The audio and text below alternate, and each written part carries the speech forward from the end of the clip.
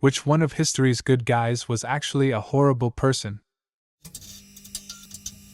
Thomas Edison, biggest monopolist ever and took credit for other people's work. He didn't invent the light bulb but bought the rights and advanced it. He monopolized the film projector plus most films at the time, and it took a very long lawsuit to get that fixed. He took many creations from his employees and put his name on it. This wasn't illegal because of the contracts employees signed at the time, but it's not exactly a sign of goodwill. I don't hate the guy, but his character is often completely exaggerated. Thomas Edison and Henry Ford's winter homes are in my city. As soon as students are in 3rd grade, all the schools would bring us to their homes, and really try to make you believe both of them were good people. Oh, Ford is by far 100 times worse than Edison. Edison was a thief. Ford was a literal Nazi sympathizer. Even received one of Nazi Germany's highest civilian awards and was responsible for writing The International Jew, a major anti-Semitic work that Hitler himself admired.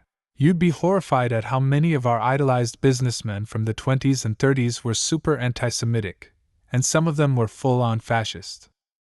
I think we'd be horrified today if we knew how many of our current industry leaders were the same. John Lennon. Violent wife-beater, vicious and hateful little shitbag. He used to scream at his baby boy when he was crying because it distracted him, wrote, imagine, speaking about dreaming of no possessions, from his multi-million-dollar condo overlooking Central fucking Park in NYC. Didn't speak to George Harrison for months after he published his autobiography because it didn't praise Lennon quite enough for his taste. Absolute piece of shit. Don't forget he essentially ended his marriage by lounging around nude with Yoko, who was wearing his wife's robe, when the wife and kids got back from vacation. His response? Oh, hello. Depends on what you mean. Judging by today's standards, I'd say most historical, good guys, were horrible people. Judging by the standards of their era, things become more complicated. Yeah, even abolitionists back in the day may have been against slavery, but that didn't mean they thought blacks should be treated equally. And those abolitionists who did think that people of color should be equal to white folks were effectively shut up by their peers. It was thought that if they asked for equality, the slaves would never be free. Steve Jobs was a bit of an ass. A bit? You should read Small Fry. Steve Jobs was a tremendous a-hole. This is a little more niche, but Bill Wilson, the founder of Alcoholics Anonymous.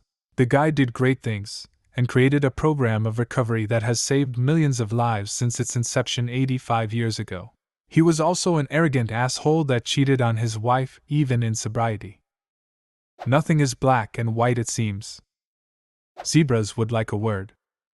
In this thread, a lot of people who were never considered good guys. Unpopular opinion: dog lover and painter Adolf Hitler did some pretty questionable stuff in the 30s. Really changed his ways in the 40s though. Joseph P. Kennedy, dad of John, Bobby, and Teddy, had one of his daughters lobotomized. She was likely autistic but was considered an embarrassment to the family. Rosemary Kennedy was never considered autistic. When her mother, Rose Kennedy, was giving birth to Rosemary, the doctor wasn't available, and Rose was told to keep her legs closed until the doctor arrived. Baby Rosemary was in the birth canal for about 2 hours, being deprived of oxygen the whole time, which resulted in severe learning disabilities. Yes, he was a horrible person. I think he was the true curse of the Kennedy family. Besides poor Rosemary, he disowned his eldest daughter for who she was marrying. He was anti-Semitic, he was a womanizer who cheated on his wife numerous times, and he was a power-hungry, arrogant ass. There's a statue of Oliver Cromwell in London, loads of movies about him, and how he was a brave revolutionary. He was an evil sociopath who committed genocide on Irish Catholics and turned the UK into a Puritan dictatorship. Alexander Graham Bell. This man did not invent the telephone. Several people were working on similar technology at the same time. Antonio Meucci invented it first, but there was a court case over who got the patent rights. Meucci died before the case was settled, and Graham Bell won the glory he didn't deserve. Bell was also a eugenicist who sought to end sign language in schools and wanted to ban deaf people from marrying each other. He was a staunch oralist, and the repercussions of his actions are still being felt in society today through such artist institutions like the Bell Institute. Bob Marley. And there's a very good story to back this up that also explains how he grew to be #1 reggae singer of Jamaica. He had a posse of friends that would intimidate radio networks of Jamaica into playing his music, as well as destroying the alpha discs of other newer artists. I dunno what a fact they're called, but the copy the radio networks were given in order to play on the air. He might have been trying to promote feel-good music and peace and all that, but he was a thug when it came to getting that music out.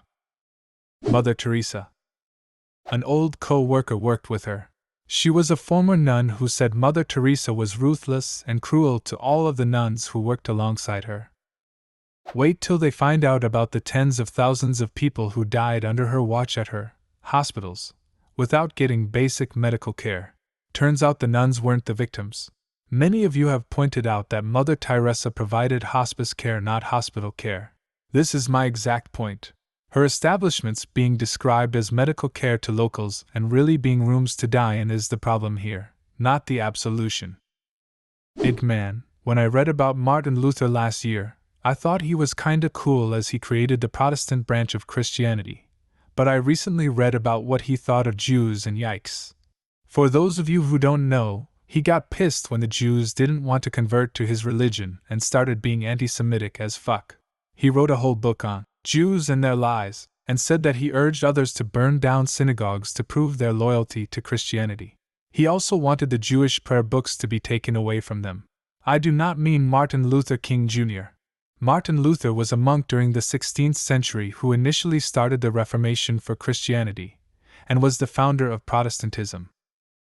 Sir John A. Macdonald, first Prime Minister of Canada, did a lot for the country in its infancy but treated Indigenous people like garbage. Charlie Chaplin. He got married to a 15-year-old girl because he got her pregnant when she was 14, and, from what I've read, quite an a-hole. Apparently, he and Marlon Brando worked together later on, and Charlie was such an uptight a-hole that Marlon Brando, of all people, had to tell him to chill the hell out. Brando, for what it's worth, is infamous for demanding ridiculous concessions from directors for his performances, refusing to learn his lines, and a number of other things. Since most have been covered, I'll do a guy who was a true fucking villain who turned into kind of a decent guy.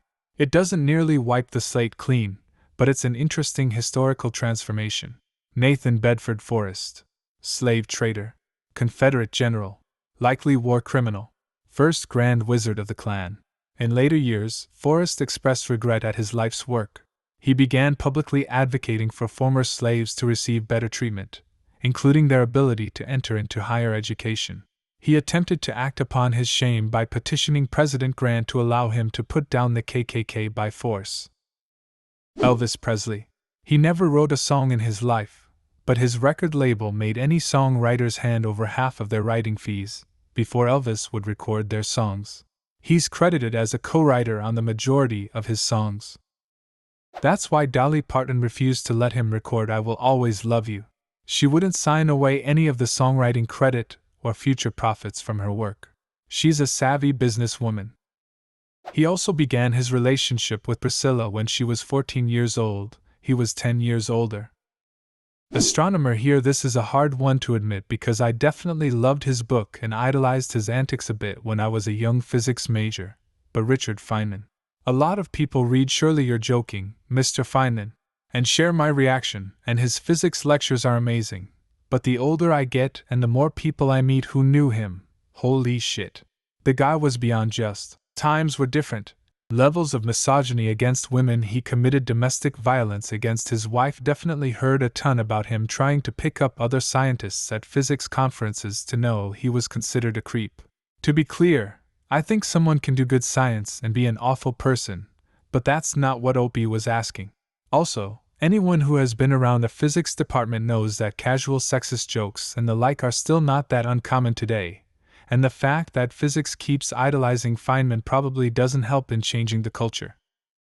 Which one of history's good guys was actually a horrible person? Leave a comment, and subscribe to the channel if you want to see more videos like this one.